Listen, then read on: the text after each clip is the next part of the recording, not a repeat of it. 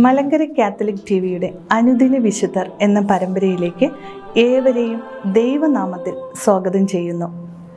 ഇന്ന് ഫെബ്രുവരി 21 വിശുദ്ധ പീറ്റർ ഡാമിയൻ്റെ തിരുനാളാണ് നാം ആഘോഷിക്കുന്നത്.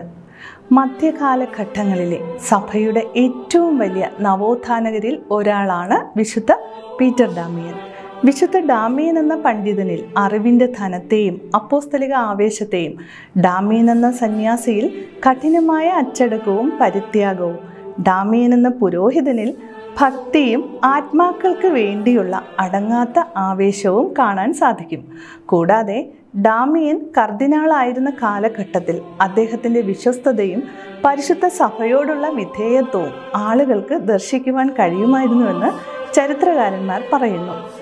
ഗ്രിഗറി ഏഴാമൻ്റെ ഒരു നല്ല സുഹൃത്തു കൂടിയായിരുന്നു അദ്ദേഹം. ഒരവസരത്തിൽ വിശുദ്ധൻ തൻ്റെ അനന്തരവനെ ഇപ്രകാരം എഴുതുകയുണ്ടായി: ദിനംതോറും രക്ഷകനായ യേശുവിൻ്റെ മാംസവും അപ്പവും ഭക്ഷിച്ചുകൊണ്ട് നീ നിന്നെ സംരക്ഷിക്കുന്നത് ഒരിക്കലും അവസാനിപ്പിക്കരുത്. നിന്റെ പരിധിയിൽ അലറിക്കൊണ്ടിരിക്കുന്ന മൃഗീയ സ്വഭാവമുള്ള മനുഷ്യരെ പുറത്താക്കുക. നിന്റെ മറഞ്ഞിരിക്കുന്ന രഹസ്യ ശത്രുക്കൾ നിന്റെ അധരങ്ങൾ യേശുവിൻ്റെ രക്തത്താൽ ചുവന്നിരിക്കുന്നത് കാണട്ടെ.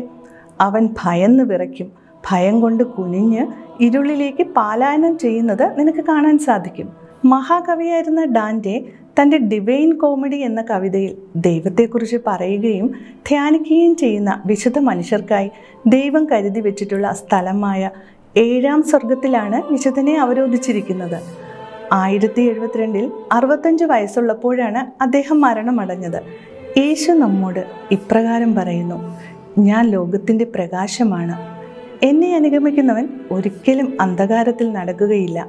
അവന് ജീവൻ്റെ പ്രകാശമുണ്ടായിരിക്കും. കർത്താവിൽ പ്രിയരെ, ഏവർക്കും അനുഗ്രഹപൂർണമായൊരു സുദിനം ആശംസിക്കുന്നു.